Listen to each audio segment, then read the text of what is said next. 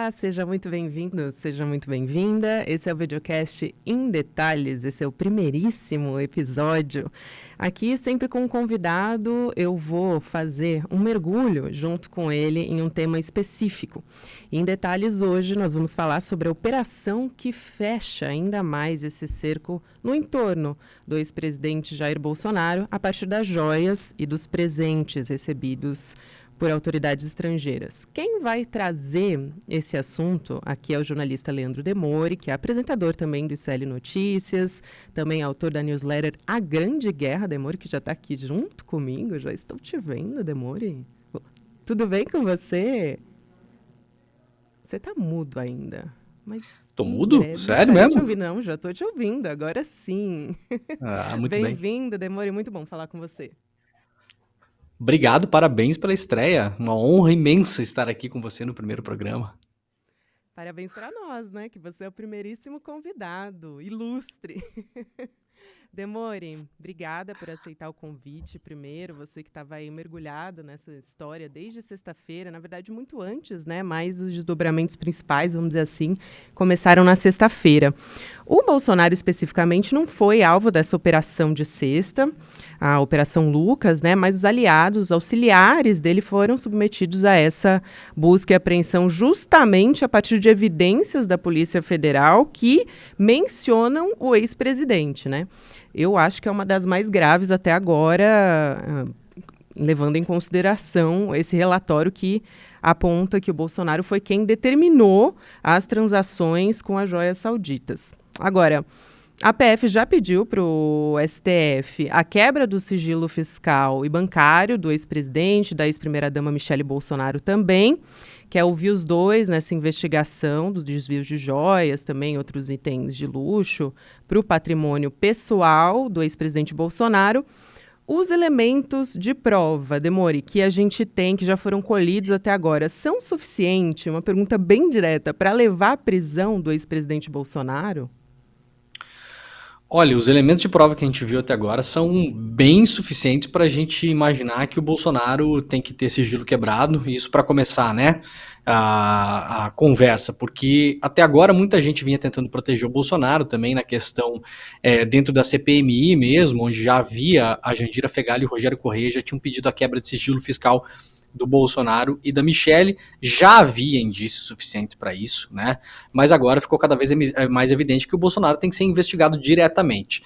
A prisão, nesse momento, a prisão ela caminha em dois, digamos assim, são dois caminhos diferentes, né? Primeiro o caminho da política e da opinião pública, o outro o caminho dos tribunais, né? O caminho da política e da opinião pública parece que já está bem consolidado, né? Eu acho que pouca gente reclamaria se o Bolsonaro fosse preso hoje, mesmo que fosse uma preventiva.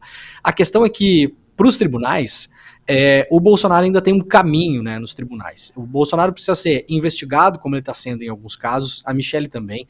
Eventualmente eles precisam ser ouvidos, né, precisam se tornar indiciados, né, ou seja, a polícia vai mostrar que há indícios de que eles participaram dessa organização criminosa de algum modo. A gente já viu que os e-mails que foram publicados pela imprensa nos últimos dias mostram que o Bolsonaro era o principal ou um dos principais beneficiados da venda, né, desses patrimônios, que no fim das contas são patrimônios públicos. Lembrando para as pessoas que ninguém deu presente para o senhor Jair Bolsonaro CPF, os presentes foram para a figura do presidente da República, né? Então, por isso que a gente fala que esses patrimônios são patrimônios do Brasil, né?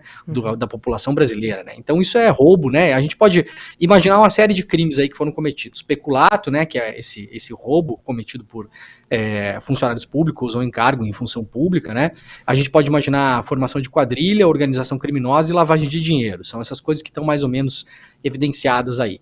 A partir disso, Gabi, a gente vai ter que entender, quando a Polícia Federal terminar o inquérito, ela vai apresentar isso para o Ministério Público. O Ministério Público é o titular da ação penal. A partir desse momento, o Ministério Público vai analisar, fazer uma análise do inquérito, das provas, e vai decidir se envia aquilo para a justiça ou não. E o papel de cada pessoa nisso, né? Então o MP vai chegar para o juiz e falar, olha aqui, ó, eu estou remetendo para você isso aqui, estou oferecendo denúncia, como se fala, né? Eu ofereço a denúncia e eu estou denunciando estas pessoas por estes crimes. E aí, a partir disso, o juiz que recepcionar essa denúncia do Ministério Público vai dizer, aceito a denúncia ou não aceito a denúncia. E aí, só nesse momento, o Bolsonaro de fato vira réu. Ele começa então a responder pelos crimes que eventualmente ele vai ser acusado no futuro. Isso é o caminho médio e longo, digamos assim. O caminho curto é o Bolsonaro ter eventualmente uma prisão preventiva. Isso aí a gente pode imaginar algumas hipóteses. O Bolsonaro pode ter risco de fuga, né? Por isso que foi pedida a apreensão do passaporte dele da Michelle. Então, por isso ele pode ser preso, né? O Bolsonaro pode estar também tentando coagir testemunhas. Isso também pode levar ele à prisão. Ele pode estar tentando influenciar na investigação, né? De algum modo. E também Obstrução isso de pode provas, né, também. Isso, obstrução de provas, obstrução de justiça, né? E ele pode estar tentando ocultar provas e, uma última hipótese, ele pode continuar delinquindo. Então, a Polícia Federal pode chegar para o juiz e falar, olha, continua delinquindo, ou seja, ele continua tentando vender joias ou há ainda objetos em posse dele que ele não devolveu ainda e nós não conseguimos encontrar. Ele levou isso para fora do Brasil. Então, há várias hipóteses que nas próximas semanas a gente tem que ficar com a orelha em pé, porque pode ser que aconteça, sim, uma preventiva do Bolsonaro. Muito bom, Demore, esse resumo, esse detalhamento aqui pra gente entender o que vem a partir de agora, né? Agora, eu queria puxar o que talvez seja o primeiro fio dessa história, esses e-mails que a ajudância de ordens da presidência deletou da caixa de entrada, mas não da lixeira. 17 mil e-mails encontrados pela CPMI do 8 de janeiro. Eu queria ressaltar algumas coisas dessa história para você poder explicar um pouco melhor para quem está acompanhando a gente. O Mauro Cid tentou, entre os dias 15 e 17 de março, então, né, nesses dias, acessar o e-mail dele 99 vezes. É muita coisa. E antes disso, só no governo Lula, portanto, só em 2023, foram 500 acessos no e-mail do tenente-coronel Mauro Cid. Nesses arquivos, tem um que me chama a atenção, que é referente a um pedido de transferência de dinheiro de Bolsonaro para os Estados Unidos, inclusive com a assinatura do ex-presidente. Você vai poder falar bem sobre isso, Demore, porque você foi uma das pessoas, né, que trouxe, que descobriu, né, esse documento junto ali com o Cafezinho, nossos colegas jornalistas. Tem também pequenos valores que foram depositados na conta de parentes da ex-primeira-dama, Michele Bolsonaro, integrantes da ajudância de ordens, e a própria Michele Bolsonaro recebeu R$60 mil em 45 depósitos feitos ao longo de 11 dias. Quer dizer, são vários detalhes, mas que chamam muito a atenção. Isso de fazer os depósitos picotados me parece que é uma maneira de tentar fugir do monitoramento do COAF, né, Demore? E são sinais amarelos, né? Hoje os sistemas estão muito informatizados, então se você pegar o COAF ele controla essas movimentações. Para as pessoas entenderem bem, isso não tem necessariamente a ver com valores elevados, porque o valor elevado depende, né? Para mim pode ser um valor elevado, para o Bolsonaro pode ser outro, né? O Bolsonaro ganhou um relógio aí de R$800 mil avaliado, né? Para mim é um valor elevadíssimo, para o Bolsonaro pode ser dinheiro pouco, né?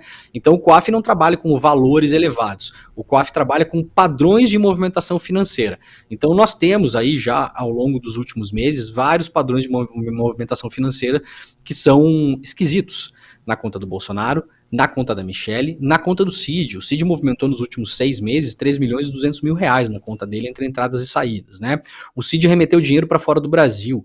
O Bolsonaro remeteu dinheiro para fora do Brasil, cerca de 600 mil reais, que era uma suspeita já, da PF levantada pelo COAF, e que na sexta-feira eu e os colegas do site o cafezinho.com encontramos nesses e-mails do Cid, publicamos em primeira mão, aliás, né, o documento assinado pelo Bolsonaro, onde são 2 documentos. O primeiro, ele cria uma conta no Banco do Brasil em Miami, no BB Américas, no dia 21 de dezembro do ano passado, portanto no finalzinho do governo dele, e no dia 22, dia seguinte, ele já manda um pedido de câmbio, né, para o Banco do Brasil. Isso estava no e-mail do Mauro Cid com a assinatura do Bolsonaro. Nós comparamos a assinatura desse documento com a assinatura do termo de posse presidencial do Bolsonaro, onde ele não pode alegar que aquela assinatura não é dele, né? Então nós pegamos um documento para não ter dúvida de que é a mesma assinatura. E aí você tem vários indícios que o COAF acaba levantando.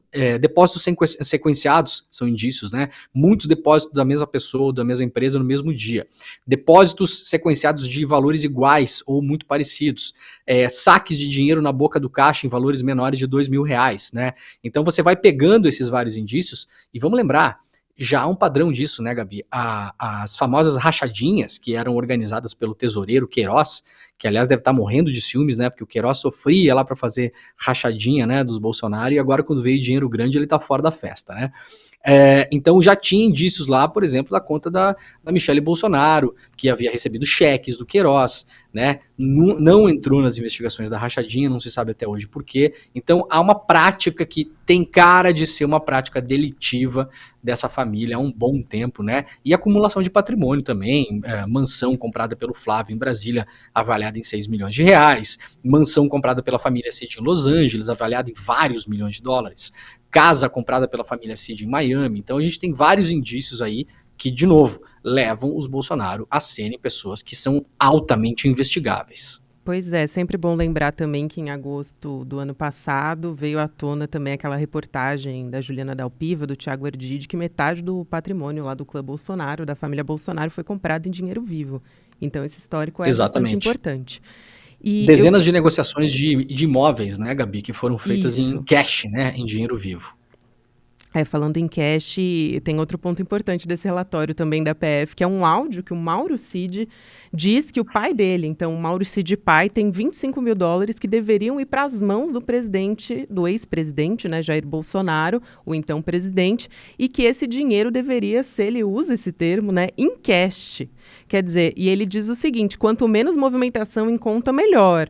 Esse é o principal elemento, talvez, um dos principais, que apontam, então, essa tentativa de evitar que as movimentações em contas bancárias fossem rastreadas também.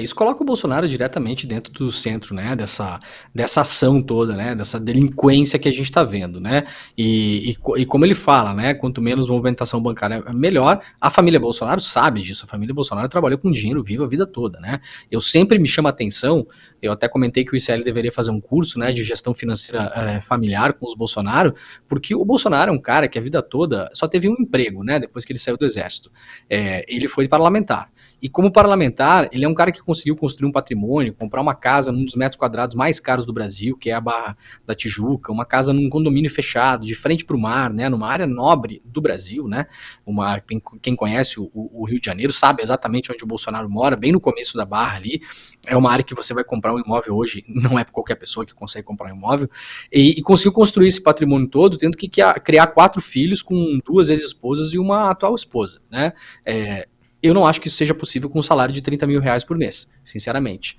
Então, a consequência é que o Bolsonaro acabou indo para os holofotes por se tornar presidente da República. Até o próprio Flávio ou o Eduardo, um dos dois, uns anos atrás, falou, quando começaram as investigações da rachadinha, né, falaram, por que esse interesse agora sobre a vida financeira do meu pai, só porque ele virou presidente? Sim, por isso. Antes ninguém dava bola para vocês, senhores Bolsonaro. Agora você é presidente da República, então essa é a consequência, né? E só para lembrar também, já que a gente falou dessa história, do histórico de Bolsonaro, né? O Bolsonaro foi um deputado que em quase 30 anos, ele ficou 27 anos no Congresso, ele só teve 2 projetos aprovados, apresentou cerca de 200 propostas e, mesmo assim, só teve 2 projetos aprovados. Quer dizer, não é muito o forte dele a produtividade no trabalho também, né? É bastante relevante, assim, esse crescimento de patrimônio, apesar do desempenho aí de Bolsonaro no Congresso. Eu quero trazer também, porque eu acho bem interessante, até porque é um assunto bastante complexo, mas eu estou chamando aqui das pataquadas dessa história, né? Foram muitas, mas aí eu vou elencar algumas, Demore, e pedir para você me ajudar também. Tem o reflexo do pai do Mauro Cid na caixa de joias, né? Ele aparece nessa foto para negociar a venda de uma caixa de joias, inclusive uma caixa de muito mau gosto. Você falou isso, eu concordo totalmente. Acho que hoje de manhã, né? O Demore, que apresenta o Desperta, ele falou isso e eu concordo, assim, 100%. Muito feia a caixa. E aí aparece lá, quando ele vai tirar a foto, aparece o reflexo. E a gente pode até aproveitar primeiro para falar da participação do pai do Mauro Cid nessa história. Tem também a venda de um Rolex por 68 mil dólares, que era da presidência da República, por Mauro Cid, e que teve que ser recomprado, porque quando o Tribunal de Contas da União determinou a devolução do relógio, quem pagou mais caro para reaver esse objeto foi o Frederic Wassef também. Então, Isso também, né? Foi uma pataquada. Teve que pagar mais caro do que vendeu. E, por último, eu também colocaria o Tenente Osmar Crivellati, que é um desses alvos que a gente está comentando da Operação Lucas, de sexta-feira, que mostrou um rigor para cadastrar um ursinho de pelúcia no acervo do ex-presidente. Isso também é bastante curioso, né, Demônio? Esse acervo, né, que eles falam, por exemplo, a questão das pedras preciosas, né, que a gente falou também, as pessoas se perdem, gente, o negócio das pedras É preciosas é muita outra coisa, coisa, né? tá? Você puxa um fio, sai Isso. outro. É, né, impressionante, É, assim. É outra coisa, Gabi. E aí isso foi trazido até pela Heloísa Vilela, né? Publicou os e-mails que foram descobertos lá pela equipe da Jandira Fegali, uma parte desses e-mails que ainda não tinham saído na imprensa, e aí mostra que eles recebem pedras preciosas de uma viagem do Bolsonaro em Minas Gerais, e num e-mail da ajudância de ordens, claramente eles falam para não registrá-las, né? Nos acervos oficiais, para entregar em mãos do CID essas pedras, e que enquanto isso não acontecesse, enquanto o CID não aparecesse lá no palácio, essas pedras deveriam ficar guardadas, aspas, do documento no cofre grande, né? E aí já apareceu uma pessoa lá de Minas Gerais que falou que foi ela que deu aquele presente para o Bolsonaro, né? E aquilo não tinha valor, valia R$ 400. Ora, a história do ursinho de pelúcia, ela deixa bastante claro que todos os presentes estavam sendo registrados. Os caras, Osmar Crivellati, ele mandou uma mensagem para a ajudância de ordens do Bolsonaro e para os assessores dele, dizendo: olha, eu já mandei mensagens para vocês, inclusive pelo Messenger, e acho que fui bloqueado. Ele fala inclusive Não, isso isso, é né? maravilhoso, né? O cara foi bloqueado. Como Foi, assim? Gabi, para ver como a gente estava sendo gerenciado pela turma do Zap, né? Então, na dúvida, bloqueia, né? E aí o cara falou: eu acho, inclusive, que eu fui bloqueado por vocês, mas eu preciso saber de quem ele ganhou esse ursinho de pelúcia, porque eu quero registrar o ursinho de pelúcia. Então, assim, se o cara tava gastando tempo do trabalho dele para registrar o ursinho de pelúcia, não me parece razoável que umas pedras não seriam registradas, né? Tem até boné registrado lá, tem um monte de objeto, né? Tem placa comemorativa, tem um monte de coisa registrada. Então, essas pedras preciosas claramente não foram registradas. Por quê? Precisamos saber, né? É, totalmente. Explica um pouquinho melhor essa história do relógio, por favor, porque eu acho que vale a pena também a gente ressaltar aqui. Essa história do relógio, são vários relógios, né, que foram entregues, uns não foram entregues, outros foram entregues e depois que descobertos devolvidos pelo Bolsonaro, e um deles, né, que é um relógio que foi levado para os Estados Unidos, ele foi vendido lá nos Estados Unidos, né, e aí quando se descobre isso, quando isso vem à tona, a questão das joias, primeira matéria que vem, reportagem que vem à tona, a reportagem do jornal Estado de São Paulo, né, começa a se descobrir os tais dos kits de joias. Primeiro veio o tal do kit de joia que estava lá apreendido em Guarulhos. Aí o CID bota um militar num avião da FAB, manda esse militar no avião da FAB para Guarulhos para tentar conseguir esse kit de joias de volta. Aí chega lá, não conseguem, aí liga para alguém na frente do funcionário da Receita Federal, né? Aí o servidor fala: não, eu não vou falar com ninguém pelo telefone, ou vocês assinam os documentos aqui. Os caras não queriam assinar os documentos para liberar as joias, porque não queriam deixar rastros, né? E aí, nesse meio do caminho, descobre-se depois que, na verdade, aquele kit de joias não era o único, que o Bolsonaro tinha recebido 2 kits de joias em mãos. Então, para além daquele que ficou em Guarulhos, tem 2 kits que o Bolsonaro recebeu. Nisso, ele teria recebido um Rolex também. São vários desses presentes, tá, gente? Não é um só, é uma confusão imensa. São vários desses presentes, todos eles valiosíssimos. E, como mostram os e-mails agora, a investigação da PF, esse relógio foi vendido fora do Brasil, nos Estados Unidos. E aí, quando isso vem à tona, que o TCU fala, olha, o Tribunal de Contas fala: olha, o senhor tem que devolver, esses bens não são seus. O senhor levou embora um monte de coisa que é patrimônio do governo brasileiro. O senhor não recebeu isso enquanto Jair CPF, né? O senhor recebeu isso enquanto chefe de Estado. Portanto, isso são bens do Estado brasileiro. Aí eles correm para recomprar o relógio. Então eles vão lá, recompram o relógio, pagam, são os piores criminosos que eu já vi, né? Eles pagam o relógio mais caro do que eles tinham vendido, ou seja, a trampa deu prejuízo, né, no fim das contas, e aí trazem o relógio de volta e devolvem, de fato, o relógio para o poder público. É isso. E você falou sobre a quantidade de presentes, realmente são muitos. O que a gente sabe é que esses presentes que foram recebidos e foram desviados para venda ilegal podem somar mais de R$ 1 milhão. É isso que a gente sabe até agora. A gente tem esse kit de ouro rosé, entre aspas, né, que foi aquele presente que foi recebido pelo Bento Albuquerque. A gente tem também o kit de joias, que tem um relógio Rolex também, né, Demore? E eu lembro também da palmeira e do barco dourado que foram folheados a ouro, né? Que todo mundo achava, inclusive, que era de ouro maciço. Todo mundo da equipe, né? Ajudança de ordens, enfim, quem estava na posse desses objetos e, no fim das contas, era folheado a ouro. E tem um outro relógio, né? Que é de uma outra marca, que é Patek Philippe. Eu nem sei se a pronúncia é essa, sabe? Porque eu não estou muito acostumada a lidar com objeto de luxo. Então, não sei nem se essa pronúncia... Você está acostumado, Demore? Eu não estou também. Acho que o pessoal que está nos acompanhando também não, né? Não, só quando surgem essas investigações que estão rolando no pulso dessas pessoinhas aí. É isso, né? Eu acho que dos objetos que a gente pode destacar, né? Desses valores. Não sei se eu estou esquecendo de algum. Esse relógio, Gabi, esse mais caro, esse Patek Philippe, que é o nome, né? Nós publicamos até lá com o pessoal do Cafezinho e mostramos no N2 na semana passada, na sexta-feira. O Mauro Cid, ele usa uma máquina, um scanner, né? Uma impressora scanner, para escanear esses certificados de originalidade. E ele manda isso para ele próprio na conta de e-mail dele, por isso que esses documentos estavam lá. Esse relógio, ali no próprio certificado, diz que ele é um relógio entre 25 peças fabricadas na história. Então, para além de tudo, ele é um relógio extremamente raro, né? Nesse mundo das pessoas que investem nesse tipo de coisa. E a avaliação que o jornal Estado de São Paulo fez na época, quando saiu, só desse relógio, a gente está falando de um relógio que é avaliado no mercado hoje, em dólares, trazendo isso para reais, né? Em mais ou menos 800 mil reais só esse relógio. Então, eu acho que essa conta da Polícia Federal, que essa história toda aí girou em mais ou menos R$1 milhão, a Polícia Federal está levando em conta só, claro, evidentemente, o que eles têm indícios e provas para comprovar que foram as coisas negociadas de maneira ilegal. Mas vocês podem ter certeza que essa conta é muito maior do que R$1 milhão. É isso aí.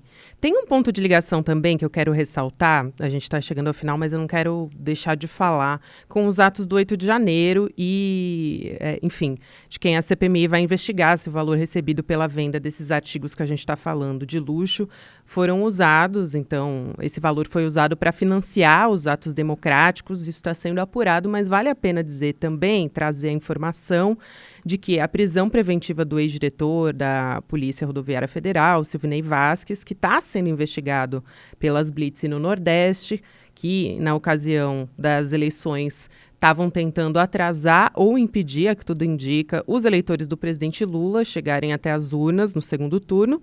E eu vou pedir para você explicar, Demore, a relação do Silvinei com o ex-ministro da Justiça, o Anderson Torres, e a reunião que eles tiveram no dia 30 de outubro. Como é que foi o depoimento ali de Silvinei para a PF? Ele passou mal, né? E quais que são as evidências apontadas contra ele? O que pode ter a ver, né? Porque vai ser investigado, no caso, se a venda, o valor, então, recebido por esses artigos, ou pelo menos a tentativa deles, era para financiar esses atos do 8 de janeiro, né? Olha, Gabi, teve uma reunião em outubro onde eles mudaram um planejamento que já estava pronto, já tinha sido feito para as eleições. Dessa reunião participaram Anderson Torres, Silvinei Vasquez e outras pessoas. Nós ainda não sabemos exatamente como isso se deu. E ali eles mudaram o plano da Polícia Rodoviária Federal para as eleições. Lembrando que o Anderson Torres, na época, era ministro da Justiça, né? Então, o Silvinei Vasquez está na subordinação ali do Ministério da Justiça por se tratar de um policial rodoviário federal. E nisso, eles têm um levantamento, um dossiê que foi feito, uma tabela que mostra onde o Lula e o Bolsonaro fizeram mais de 75% dos votos em municípios brasileiros. E aí a gente vê depois, sobrepondo os mapas da eleição e os mapas das Blitz, que, obviamente, várias blitzes foram feitas em cidades no Nordeste, onde, eventualmente, o Lula, no primeiro turno, fez mais de 75% dos votos. Então, isso tudo está sendo investigado. Agora, a grande questão é, primeiro, descobrir quem mentiu na CPI. Muita gente mentiu ali. Possivelmente teremos acariações nos próximos tempos, até mesmo entre delegado da Polícia Federal e o Silvinei Vasquez. É uma acariação que pode estar sendo feita nos próximos tempos. E, claro, a CPI agora vai tentar ligar essa questão dos objetos vendidos pelo clã Bolsonaro e pelos seus funcionários e pelas pessoas de confiança, não só a enriquecimento ilícito, né, que é o que parece que está dentro aí do bojo da investigação, mas também porque o Bolsonaro, como foi beneficiado tanto da venda das joias, das obras de arte, como seria o beneficiado dessa operação que foi feita para melar as eleições, obviamente vai se investigar se parte desse dinheiro também não serviu para financiar os atos antidemocráticos que acabaram no 8 de janeiro, né? Então a CPI vai tentar levar isso para essa linha para tentar fazer essas quebras também. Isso aí. A gente tem mais 2 minutinhos, Demore, então eu queria te fazer uma pergunta, na verdade, porque relembrar e viver aqui, né? Então, o então deputado federal Jair Bolsonaro, ele costumava praticar garimpo de ouro nos anos 80. Tem uma reportagem da Folha de São Paulo, de 2017. O nome dele não estava registrado no Departamento Nacional de Produção Mineral, mas essa declaração foi dele, do próprio então deputado, no dia 16 de maio de 2017. Olha aqui a frase dele, abre aspas, o garimpo, de vez em quando, eu pratico ainda. Não causei nenhum crime ao meio ambiente, o garimpo é um negócio que está no sangue das pessoas. Fecha aspas. Achei bem forte essa frase, né, Demone? No meu não sei no seu, né? No meu sangue tá torcer pro Grêmio, tá cuidar do meu filho, curtir a minha família, saltar de paraquedas, mas cada um tem no sangue o que tem no sangue, né? Quem sou eu para dizer, né? Agora, tem uma reportagem que foi feita também em 2018 pela repórter Amanda Audi, quando ela trabalhava ainda no Intercept, que mostra também esse passado garimpeiro do Bolsonaro, né? O Bolsonaro, ele andava no carro dele para lá e para cá com uma daquelas, como é que é, aquelas redinhas de garimpo, né? Aquela peneirinha. Sim. Ele andava com isso para lá e para cá, né? E fazia disso meio que um hobby. Então o Bolsonaro tem essa ligação com o garimpo também, né? E, obviamente, na presidência da República, a gente não pode esquecer, o Bolsonaro, no último ano dele, de presidente da República, ele assinou um decreto que saiu da presidência da República, liberando o que eles chamavam de garimpo artesanal. Né? O garimpo artesanal, basicamente, era liberar esse tipo de mineração em várias áreas do Brasil para que as pessoas pudessem lá fazer o seu garimpo artesanal, entre aspas. Né? Então, há muita desconfiança também, né, para a gente lembrar aqui da escala que o Bolsonaro fez indo para os Estados Unidos, fez uma escala em Roraima, né? Uma escala também, na época, todo mundo falou que uma escala estranhíssima, e também, então, assim, já há informações de bastidores que a Polícia Federal está investigando essa escala também, com quem ele se encontrou lá, se foi descarregado alguma coisa do avião presidencial e se foi carregada alguma coisa para dentro do avião presidencial. Então tudo ainda está em aberto. Eu sugiro para as pessoas que acordem cedo nas próximas semanas para acompanhar o Desperta ECL, porque eu acho que teremos novidades. Muito bom, Demore. Eu mesma já ia fazer essa propaganda aqui, mas você já fez, maravilhoso. Leandro Demore, quero agradecer aqui pela sua estreia junto comigo. Estou muito bem acompanhada no Em Detalhes e fico muito feliz de dividir aqui essa dupla, né, junto com você. Obrigada pela sua participação e seja sempre bem-vindo, né? A audiência está adorando aqui para quem está nos acompanhando ao vivo e depois o papo completo fica disponível também em podcast. Um beijo para você. Até a próxima. Maravilha, obrigado. Parabéns pela estreia e conte comigo, estaremos juntos. Obrigadão, um beijo para todos. Bom, o Videocast em Detalhes fica por aqui. O próximo episódio vai ao ar amanhã, às 10h30 da manhã, ao vivo no YouTube, por onde você acompanha toda a programação do ICL Notícias. E você também pode ouvir os episódios nas principais plataformas de áudio, de segunda a sexta-feira, a partir desta segunda-feira, dia 14 de agosto de 2023. Você pode mandar também sua mensagem para mim, sempre usando a hashtag Em Detalhes nas redes sociais. Estou sempre de olho. Um beijo, um prazer ter sua companhia até aqui e até mais.